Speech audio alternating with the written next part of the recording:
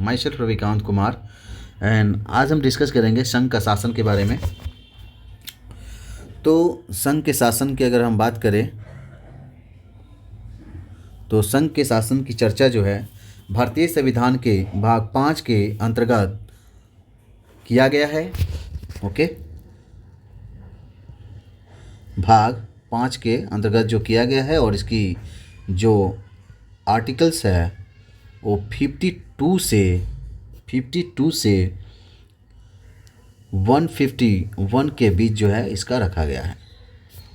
संघ के शासन को 3 भाग में बांट कर हम पढ़ते हैं। संघ के शासन को मूलतः जो हम 3 भाग में बांटते हैं। तो पहला जो है आपका कार्यपालिका है, ठीक है। दूसरा आपका है विधायिका, राइट। और तीसरा है आपका न्यायपालिका। क्या है? न्यायपालिका, राइट। आइए अब हम बात करते हैं कार्यपालिका, विधायिका और न्यायपालिका के बारे में। ओके,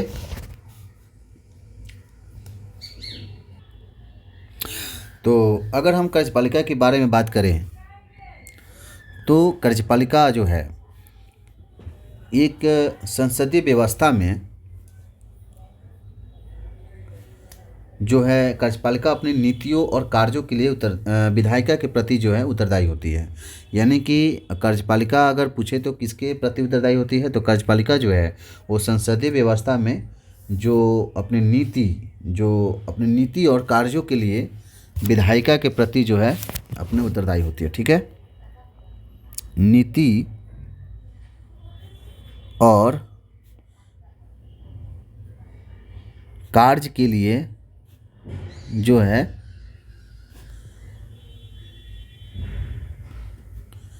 विधायिका के प्रति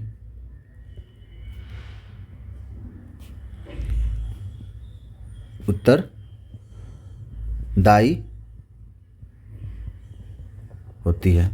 ओके, परंतु सरकार की जो है राष्ट्रपति शासन व्यवस्था में कार्यपालिका का विधायिका के प्रति उत्तरदायी नहीं होता है।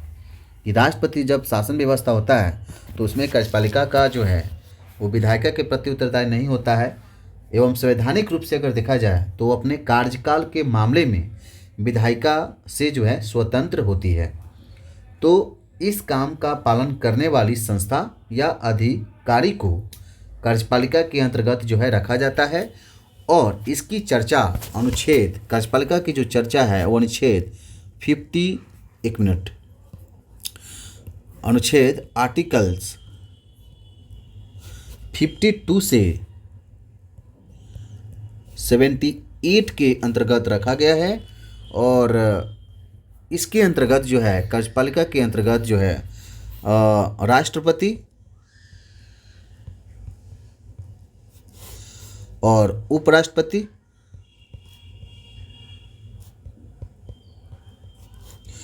और प्रधानमंत्री,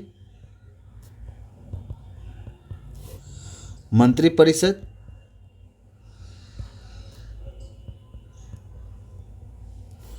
और महान्यायवादी यानी कि अटॉर्नी ऑफ जनरल। तो ये जो है महान्यायवादी, ठीक है, ये कार्यपालिका के अंतर्गत आते हैं, ठीक है।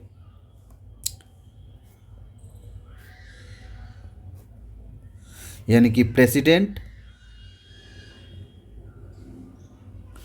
Vice president and prime minister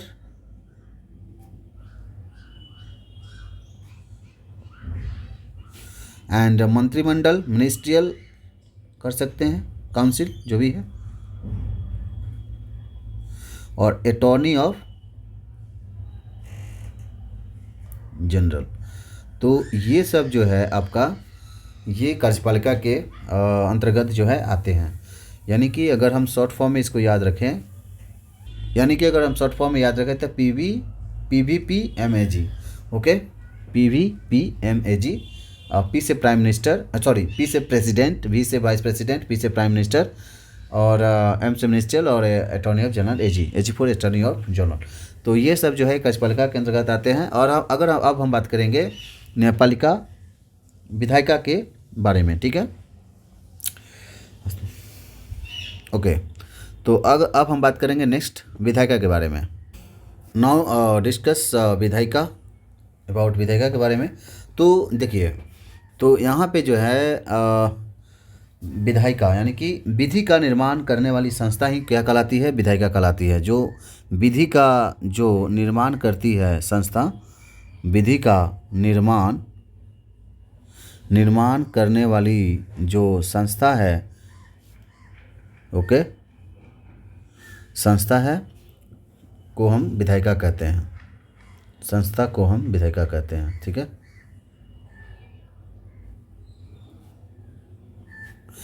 तो यहाँ पे जो है भारत में विधि का निर्माण करने वाली सर्वोच्च जो है संस्था है, संसद है, ठीक है। तो इसका जो विधायिका यानी कि भारत में जो विधि का निर्माण करने वाली संस्था, सर्वोच्च संस्था कौन है, तो विधि का यानी कि भारत में जो विधि का जो निर्माण करने वाली जो संस्था है वो कहलाती है, वो संसद है, ठीक है। कौन है, संसद है। और विधायिका के अंतर्गत जो मूलतः लोकसभा और राज्यसभा आती है, और इस संसद के अंतर्गत जो है लोकसभा और राज्यसभा जो है आती है। क्या आती है, लोकसभा और राज्यसभा आती है। और इसकी चर्चा की अगर हम बात करें विधायिका के बारे में, तो ये 79 से लेके आर्टिकल 123 के अंतर्गत, आर्टिकल्स 23 के अंतर्गत जो है ये आता है, ठीक है। इतना याद रखना है। तो संसद भी पूछता पेपर में कि संसद के अंतर्गत जो है कितना, कौन सा लोकसभा और राज्यसभा आता है, ठीक है, विधायिका के प्रति अगर बात करें तो, ठीक है। अब हम बात डिस्कस करेंगे न्यायपालिका के बारे में। देखिए, न्यायपालिका तो देखने से ही पता चल रहा है कि यहाँ पे न्याय यानी कि जो न्याय देने वाली संस्था क्या कहलाएगी, वो न्यायपालिका ही कहलाएगी। जो न्याय देगी, जो न्याय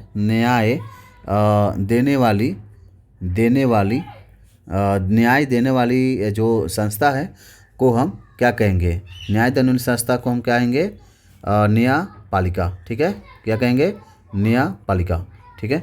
और इस न्यायपालिका का मूल काम क्या होता है कि देखिए, हमारे संविधान में लिखे कानून को पालन करना होता है। इस न्यायपालिका का जो हमारे संविधान में जो लिखे कानून जो कानून है उनका पालन करना ही न्यायपालिका का काम है, और तथा करवाना, ठीक है। मैंने संविधान में जो भी मतलब कि है लिखा हुआ संविधान है, तो उसका न्यायपालिका का यह है कि पालन करेगा और ये पालन करवाएगा, तथा कानून का पालन न करने वालों को क्या करेंगे, ये दंडित करेंगे। जो कानून को पालन नहीं करेंगे वो दंडित करेंगे, ठीक है। और इसकी चर्चा जो है, अगर हम न्यायपालिका की चर्चा आर्टिकल्स के बारे में हम बात करें, तो ये आर्टिकल्स जो है 124 टू 151 आर्टिकल्स के बीच में जो है रखा गया है। और न्यायपालिका के अंतर्गत क्या आता है कि सर्वोच्च न्यायालय और भारत के नियंत्रक जो महालेखा परीक्षक आते हैं, यानी कि इनके अंतर्गत जो है सर्वोच्च न्यायालय आते हैं, ठीक है। सर्वोच्च न्यायालय आते हैं और आते हैं भारत के नियंत्रक महालेखा परीक्षक जो है आते हैं। महालेखा परीक्षक जो है, सॉरी एक मिनट, हाँ ओके, महालेखा परीक्षक जो है वो आते हैं, ठीक है, राइट, ठीक, आते हैं। तो जैसे कि हमने पढ़ लिया कि देखिए संसद का जो संघ का शासन है, संघ का शासन के बारे में हम पढ़े कि आर्टिकल्स जो है 52 से 151 के अंतर्गत आता है, पहली बात ये है। और ये भाग 5 में आता है, ठीक है। अभी जितना भी हम बात करेंगे भाग 5 की बात करेंगे, ठीक है। और इसमें से जो है संघ के शासन के 3 भागों में बांटा गया है। तो कौन कौन, तो ये पहला है कार्यपालिका, दूसरा है विधायिका और तीसरा है न्यायपालिका। तो अब हम बात करेंगे कार्यपालिका के अंतर्गत जो है, जैसे कि हमने डिस्कशन कर चुके हैं कि इसके अंतर्गत जो है राष्ट्रपति, उपराष्ट्रपति, प्रधानमंत्री, मंत्रिपरिषद और महान्यायवादी आते हैं। और ये कार्यपालिका जो है वो 52 से 78 के आर्टिकल्स 8 के बीच में आता है, 78 के बीच आता है। विधायिका की अगर बात करें तो विधायिका जो है विधि का निर्माण करती है। फिर भारत में विधि का निर्माण करने वाली संस्था कौन है, तो संसद है। संसद के अंतर्गत जो है आता है लोकसभा, राज्यसभा आता है। और इसमें जो है ये आर्टिकल्स विधायिका के अंतर्गत जो है 79 टू 123 के अंतर्गत आता है। अगर हम न्यायपालिका की अगर बात करें तो अभी जो न्याय देने वाली संस्था को हम कहेंगे न्यायपालिका कहेंगे। और ये आर्टिकल्स जो है 124 से 151 के अंतर्गत आता है। और इसके अंतर्गत जो है सर्वोच्च न्यायालय और भारत के नियंत्रक महालेखा परीक्षक जो है आते हैं। अब हम बात करेंगे कि राष्ट्रपति के बारे में, ठीक है। राष्ट्रपति का आर्टिकल्स, राष्ट्रपति का मतलब पूरा डिटेल्स हम अभी डिस्कशन करेंगे, ठीक है, right. Now discuss president, okay okay, right. तो सबसे पहले अगर हम जो आर्टिकल्स की बात करें तो ये जो है राष्ट्रपति का जो आर्टिकल्स जो है ये आते हैं आपके आर्टिकल्स 52 से 626 के अंदर भाग 5, ठीक है, भाग 5, ओके। तो देखिए राष्ट्रपति जो होता है वो देश का प्रथम नागरिक होते हैं, ठीक है। जो हमारे राष्ट्रपति जो होते हैं, राइट, भारत का जो है प्रथम नागरिक होते हैं, ठीक है। और राष्ट्रपति देश की एकता, अखंडता और सुदृढ़ता का जो है प्रतीक माना जाता है, ठीक है। भारतीय संविधान में कार्यों का जो विवरण राष्ट्रपति के नाम से ही है। हमारे जो संविधान हैं उनमें जो कार्यों का जो विवरण किया गया है वो जो है,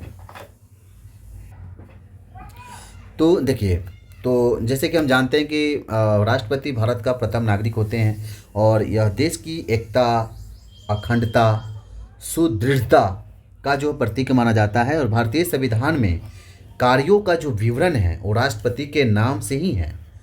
इसलिए राष्ट्रपति को भारत का संवैधानिक जो है प्रमुख जो है माना जाता है। लेकिन राष्ट्रपति के कार्यों को वास्तविक तौर पर अगर देखा जाए तो प्रधानमंत्री करवाता है। और इसलिए प्रधानमंत्री को कार्यपालिका का जो है वास्तविक जो है प्रमुख माना जाता है। तो पेपर में ये पूछा सकता है कि कार्यपालिका का जो वास्तविक प्रमुख जो किसे माना जाता है, तो प्रधानमंत्री को माना जाता है, ठीक है, ओके ओके। तो भारत सरकार के समस्त कार्य राष्ट्रपति के नाम से होते हैं। माने हमारे हमारे इंडियन गवर्नमेंट में जो है जितने भी कार्य होते हैं वो राष्ट्रपति के नाम से ही होते हैं। इसलिए राष्ट्रपति को भारत राज्य का प्रमुख जो है माना जाता है। वही अगर भारत सरकार का प्रमुख कौन होता है, तो प्रधानमंत्री होते हैं। क्यों? क्योंकि भारत सरकार के समस्त निर्णय मंत्रिपरिषद के नेतृत्व में प्रधानमंत्री ही लेते हैं, ठीक है। अब हम बात करेंगे आर्टिकल्स 52 के अंतर्गत जो है क्या आते हैं। तो देखिए यह अनुच्छेद यह कहता है, ये आर्टिकल्स 52, कि भारत का एक राष्ट्रपति होगा। भारत का एक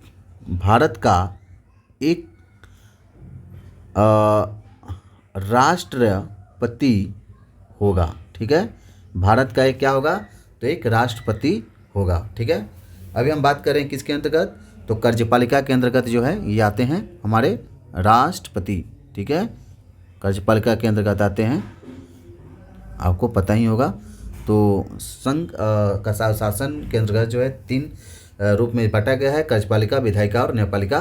तो अभी हम बात कर रहे हैं कार्यपालिका के बारे में, ठीक है।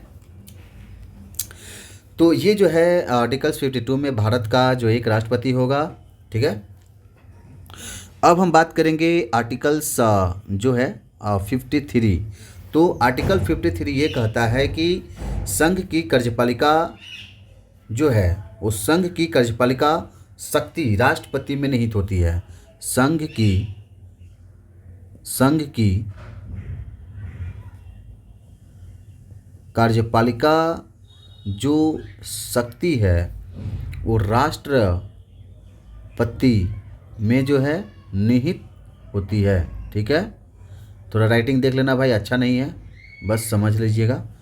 तो राष्ट्रपति अपने कार्यों को क्या करता है कि वो स्वयं करते हैं। राष्ट्रपति अपने कार्यों को, राष्ट्रपति जो है, राष्ट्रपति अपने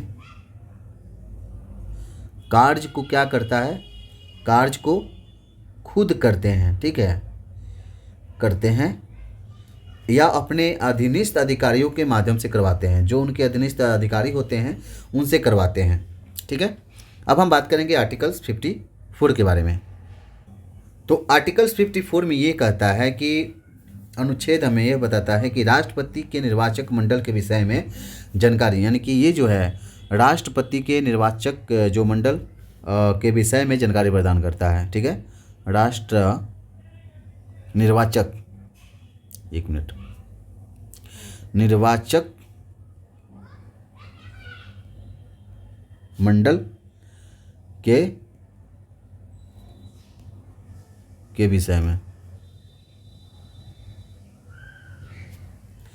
और राष्ट्रपति के चुनाव में सदस्यों का जो समूह होता है वो भाग लेता है। राष्ट्रपति के चुनाव में जितने भी सदस्य होते हैं वो क्या करते हैं, इसमें भाग लेते हैं। ठीक है, क्या करते हैं, इसमें जो है भाग लेते हैं। उसे ही राष्ट्रपति का जो है निर्वाचक मंडल कहा जाता है। मान लीजिए कि राष्ट्रपति का जो चुनाव होता है उसमें जो सदस्य जो होते हैं, जो चुनाव में सदस्यों का जो भाग लेना होता है, जैसे कि आप देख सकते हैं यहाँ पे, चुनाव में सदस्यों का जो है भाग लेते हैं, उसे राष्ट्रपति का निर्वाचक मंडल कहा जाता है। ठीक है, तो राष्ट्रपति का जो है, राष्ट्रपति का जो है निर्वाचक मंडल जो है कहा जाता है। ठीक है, निर्वाचक मंडल उसी के कहते हैं, जो इसमें भाग लेते हैं मंडल कहते हैं। ओके, तो देखिए अगर हम चुनाव में भाग लेता है, चुनाव में भाग नहीं, अब बात करेंगे कि देखिए चुनाव में राष्ट्रपति के जो है चुनाव होते हैं तो उसमें कौन भाग लेता है और कौन नहीं लेता है। तो दो ग्रुप बनाते हैं। तो देखिए चुनाव में कौन भाग लेता है कि देखिए संसद के दोनों सदनों, यानी कि लोकसभा राज्यसभा, जो संसद के दोनों सदन जो होते हैं, लोकसभा और राज्यसभा, ठीक है, तो वो भाग लेते हैं, निर्वाचित सदस्य होते हैं। लेकिन भाग कौन नहीं लेता है, तो संसद के दोनों सदनों के मनोनीत सदस्य, यानी कि संसद के दोनों सदन के जो मनोनीत सदस्य होते हैं, जो राष्ट्रपति के द्वारा जो है 12 सदस्यों को जो है मनोनीत किया जाता है, तो वो भाग नहीं लेते हैं। ठीक है, सभी राज्यों यानी कि 28 राज्य के जो विधानसभा के जो निर्वाचित सदस्य हैं वो भाग ले सकते हैं राष्ट्रपति के चुनाव में। दिल्ली, पुडुचेरी और जम्मू कश्मीर के शासित प्रदेश जो है वो विधानसभा के निर्वाचित सदस्य के रूप में जो है वो भाग ले सकते हैं। लेकिन सभी राज्यों के विधानसभा के जो जितने भी मनोनीत सदस्य वो नहीं लेंगे। विधान परिषद के निर्वाचित हो या मनोनीत कोई भी सदस्य भाग नहीं लेते हैं। और क्यों नहीं लेते हैं, क्योंकि देखिए भारत के सभी राज्यों में विधान परिषद जो है नहीं है। ठीक है, तो यहाँ पे जैसे कि आपका लद्दाख हो गया, चंडीगढ़ हो गया, दादर नगर हवेली और दमन दीव हो गया, लक्षद्वीप, अंडमान निकोबार द्वीप समूह और केंद्र शासित प्रदेश के कोई भी प्रतिनिधित्व जो है भाग नहीं लेते हैं, क्योंकि इन केंद्र शासित प्रदेश में विधानसभा है ही नहीं। ठीक है, तो आर्टिकल्स 50 जो है 4 के बारे में 54 के बारे में हम डिस्कस कर चुके हैं। तो ये जो है आपका भाग कौन नहीं लेता है। तो आर्टिकल्स जब राष्ट्रपति का चुनाव होता है तो उसमें भाग कौन नहीं लेता है। देखिए संसद के दोनों सदनों, लोकसभा और जो राज्यसभा के निर्वाचित जो सदस्य होते हैं वो लोग भाग लेंगे। फिर सभी राज्यों के जो है विधानसभा में निर्वाचित सदस्य वो भी राष्ट्रपति के चुनाव में भाग लेंगे। दिल्ली, पुडुचेरी, जम्मू कश्मीर केंद्र शासित प्रदेश के विधानसभा के निर्वाचित सदस्य जो हैं वो राष्ट्रपति के चुनाव में भाग ले सकते हैं। ठीक है, लेकिन चुनाव में राष्ट्रपति के चुनाव में भाग कौन ले सकता है। तो देखिए संसद के दोनों सदनों में के जो मनोनीत सदस्य हैं वो भाग नहीं लेंगे। सभी राज्यों के विधानसभा के मनोनीत सदस्य भाग राष्ट्रपति के चुनाव में भाग नहीं लेंगे। विधान परिषद के निर्वाचित हो या मनोनीत कोई भी सदस्य भाग नहीं लेते हैं, क्योंकि भारत के सभी राज्यों में विधान परिषदों नहीं है, विधान परिषद नहीं है। लद्दाख, चंडीगढ़, दादर नगर हवेली एवं दमन दीव, लक्षद्वीप, अंडमान निकोबार द्वीप समूह, केंद्र शासित प्रदेश की कोई भी प्रतिनिधि भाग नहीं लेते हैं, क्योंकि इन केंद्र शासित प्रदेश में विधानसभा नहीं है। अब हम बात करेंगे आर्टिकल्स 55 के बारे में।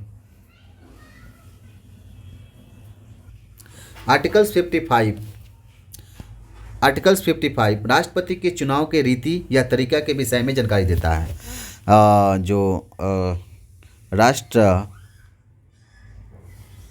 राष्ट्रपति के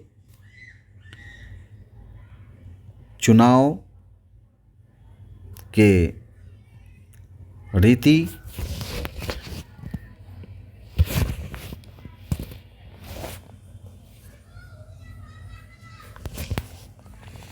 राष्ट्रपति के चुनाव के रीति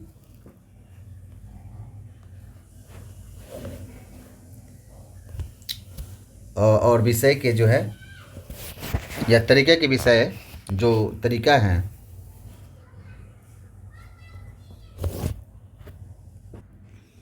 तो आर्टिकल्स 55 ये है कि राष्ट्रपति के जो चुनाव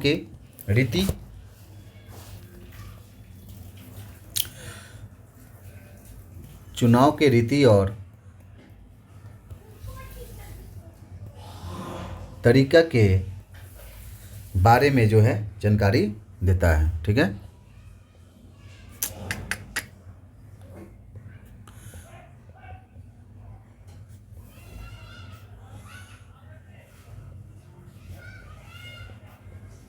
जानकारी जो है वो देता है। ठीक है, यहाँ पे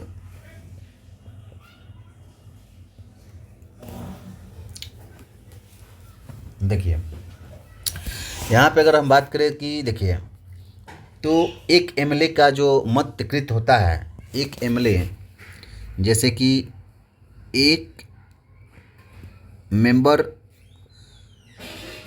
ऑफ लेजिस्लेटिव असेंबली का जो मत होता है, सॉरी यहाँ पे जो है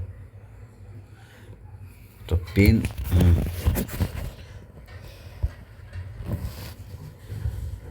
जो मत होता है राज्य की कुल जनसंख्या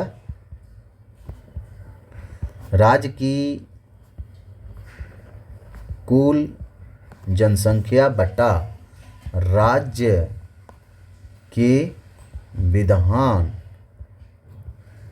राज्य के विधानसभा सीटों गुने 1/1000। तो यहाँ पे सीटों की कुल संख्या, ठीक है, कि सीटों की कुल संख्या। तो जैसे कि यहाँ पे आप देख सकते हैं कि ओके, तो राष्ट्रपति के चुनाव की रीति और तरीका के बारे में जानकारी देता है आर्टिकल्स 55। और एक एमएलए का मत यानी कि राज्य की कुल संख्या बटा राज्य के विधानसभा की कुल संख्या गुने 1/1000।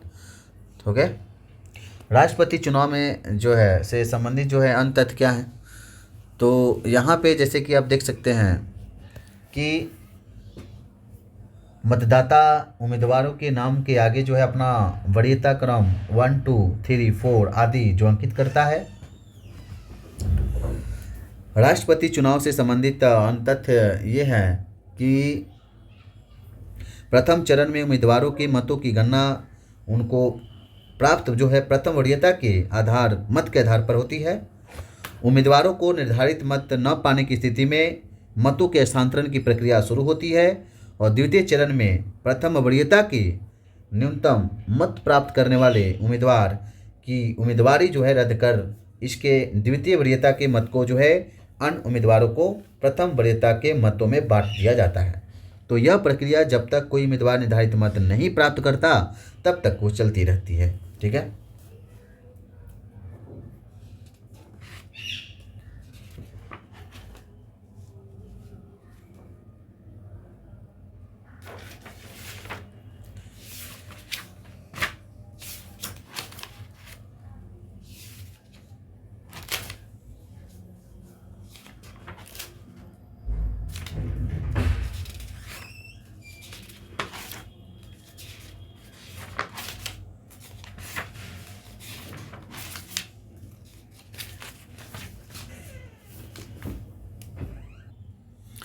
अब हम बात करेंगे आर्टिकल्स।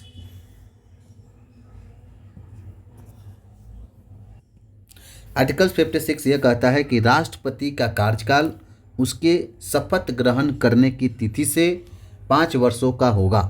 जो राष्ट्रपति जब अपने कार्यकाल को जो है शपथ ग्रहण करेंगे तो उस डेट से जो है 5 वर्षों का होगा, और इस अवधि के दौरान कभी भी राष्ट्रपति उपराष्ट्रपति के नाम संबोधित करके त्यागपत्र के माध्यम से अपने पद से इस्तीफा दे सकता है। ठीक है, तो यहाँ पे जो है राष्ट्रपति का कार्यकाल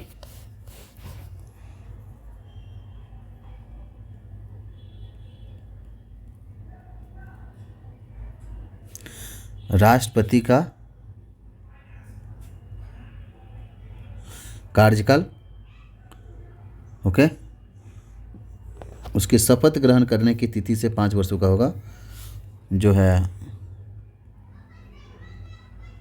अरे यार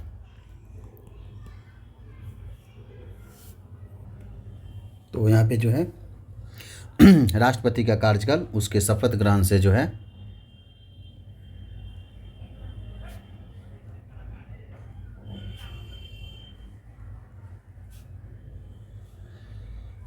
शपथ ग्रहण करने की जो तिथि है, शपथ ग्रहण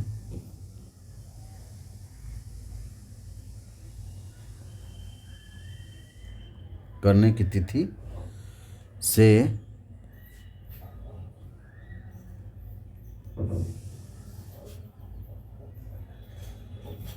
5 वर्षों का होगा, और इस अवधि के दौरान जो है राष्ट्रपति उपराष्ट्रपति के नाम संबोधित करके अपना त्यागपत्र जो है से इस्तीफा दे सकते हैं। ठीक है, तो ये रहा आर्टिकल्स 56 के बारे में। और आर्टिकल्स 57 के बारे में अगर हम बात करें तो आर्टिकल्स 57 ये कहता है कि देखिए, भारत के भीतर कोई भी व्यक्ति जितनी बार चाहे उतनी बार राष्ट्रपति बन सकता है। ठीक है, अर्थात राष्ट्रपति पूर्ण नियुक्ति के पात्र होते हैं, और भारत में एकमात्र राष्ट्रपति राजेंद्र प्रसाद थे जो दोबारा पूर्ण नियुक्ति हुए थे। उसके अलावा अभी तक कोई भी राष्ट्रपति दोबारा नहीं हुए हैं। तो एग्ज़ाम में ये पूछ सकता है कि भारत के एकमात्र ऐसे राष्ट्रपति का नाम बताइए जो दोबारा जो है पूर्ण नियुक्ति हुए हैं, तो डॉक्टर राजेंद्र प्रसाद। ठीक है, तो आर्टिकल्स 57 ये कहता है भारत के भीतर जो है माने भारत के भीतर कोई भी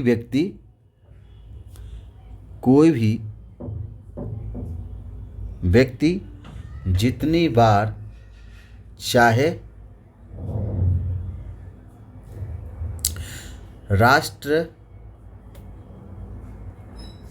राष्ट्रपति बन सकता है।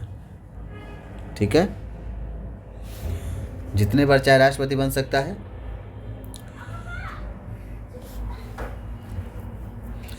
अब राष्ट्रपति बनने के लिए एलिजिबिलिटी क्राइटेरिया क्या है, तो वो आता है आर्टिकल्स 58 में।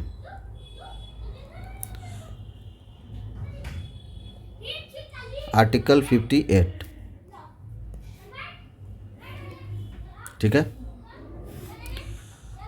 तो आर्टिकल 58 हमारा ये कहता है कि राष्ट्रपति बनने के लिए की योग्यता के विषय में जानकारी प्रदान करता है। ठीक है, प्रेसिडेंट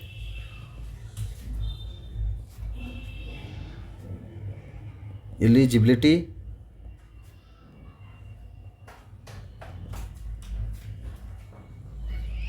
क्राइटेरिया या एजुकेशनल जो भी है आपका ये कि क्या क्या होना चाहिए। तो सबसे पहले ये है कि भारत का नागरिक हो। राष्ट्रपति बनने के लिए भारत का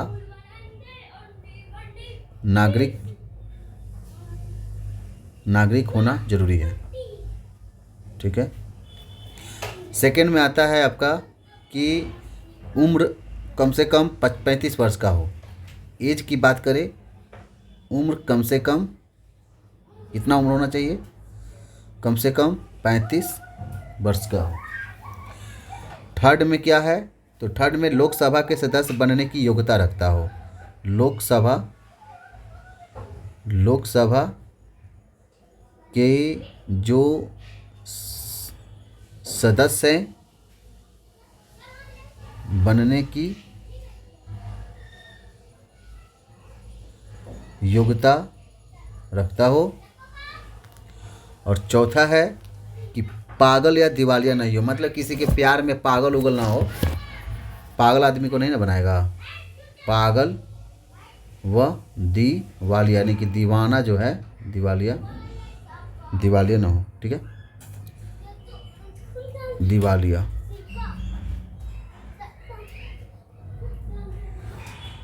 ठीक है, पांचवा ये है कि लाभ के पद पर ना हो, मतलब कि लालची आदमी ना हो, लाभ के पद पर ना हो। ठीक है, तो ये रहा कि भारत के भीतर कोई भी व्यक्ति जो जितने बार चाहे राष्ट्रपति बन सकता है, लेकिन यह आपको एलिजिबिलिटी क्राइटेरिया होना चाहिए कि भारत का नागरिक हो, उम्र कम से कम 35, लोकसभा के सदस्य बनने लायक हो और पागल दीवाना नहीं हो, लाभ के पद पर जो है ना हो। ठीक है, तब जाके आप राष्ट्रपति जो बनने लायक हैं। और अब बात करते हैं कि देखिए राष्ट्रपति के चुनाव में जो है 50 प्रस्तावक तथा 50 अनुमोदक होना आवश्यक होता है। प्रस्तावक और अनुमोदक वही बन सकता है जो राष्ट्रपति के चुनाव में भाग लेता है। एक ही व्यक्ति प्रस्तावक अनुमोदक जो है नहीं बन सकता। ओके, राष्ट्रपति के चुनाव में जमानत की राशि 15,000 रुपया होती है। राष्ट्रपति जब चुनाव होता है तो जो व्यक्ति जो है राष्ट्रपति के पद के लिए जो है अपना चुनाव लड़ता है तो 15,000 रुपया जो जारी करता है। अगर कोई उम्मीदवार राष्ट्रपति के चुनाव में कुल परे वैध मतों का जो है 1/6 भाग हासिल नहीं कर पाता है तो उनका जमानत की राशि जो है वो जब्त कर ली जाती है, यानी कि 15,000 जो है जमा की राशि जो है जब्त कर ली जाती है। ये रहा आर्टिकल्स 57 और आर्टिकल्स 58 के बारे में जो है आपका ये बारे में जो है जितनी जानकारी है बता रहा हूँ। ठीक है, अब हम बात करेंगे आर्टिकल्स 59 के बारे में। ओके, आर्टिकल 59 ये कहता है कि देखिए जो है यहाँ पे जो है राष्ट्रपति पद की शर्तों के बारे में जानकारी प्रदान करता है। जो राष्ट्रपति के जो पद होते हैं उसके शर्त के बारे में जो जानकारी प्रदान करता है। और यह अनुच्छेद निम्न जो प्रदान करता है शर्तों के राष्ट्रपति पद के शर्त। राष्ट्रपति ओके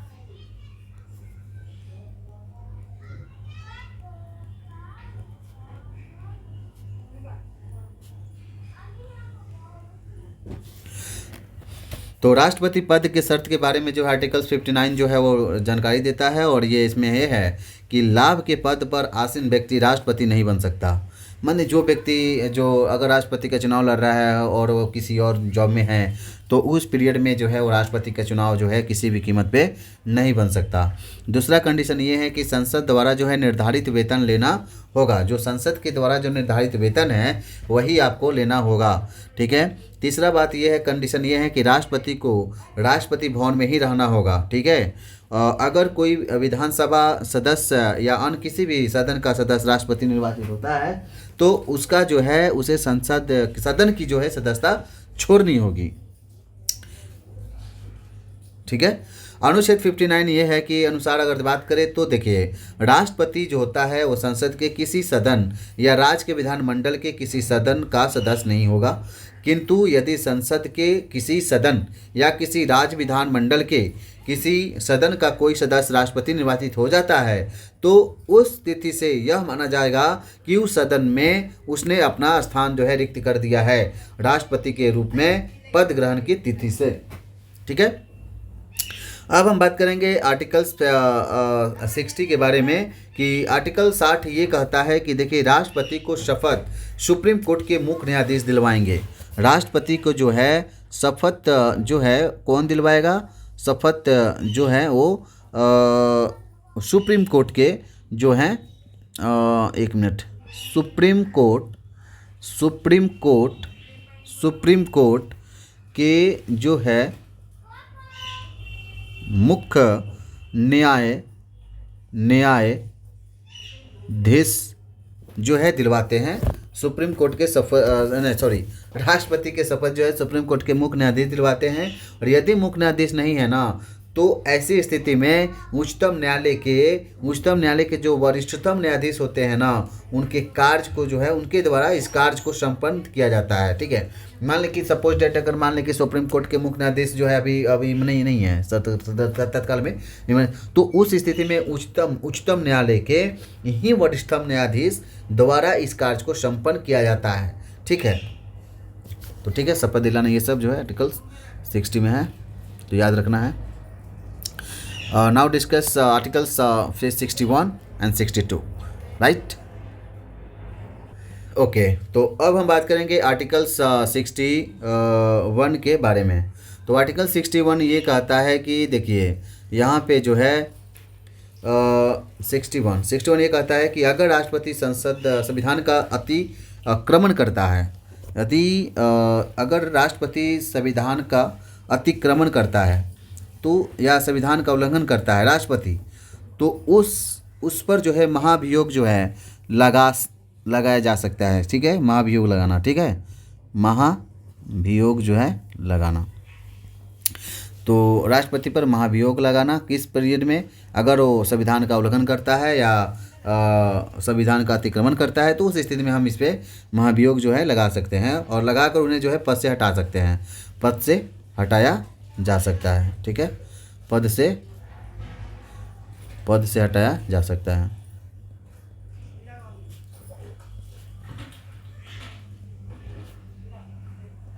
तो राष्ट्रपति पर महाभियोग संसद के दोनों सदनों में से कोई भी सदन लगा सकता है, यानी कि संसद के दो सदन है, लोकसभा राज्यसभा।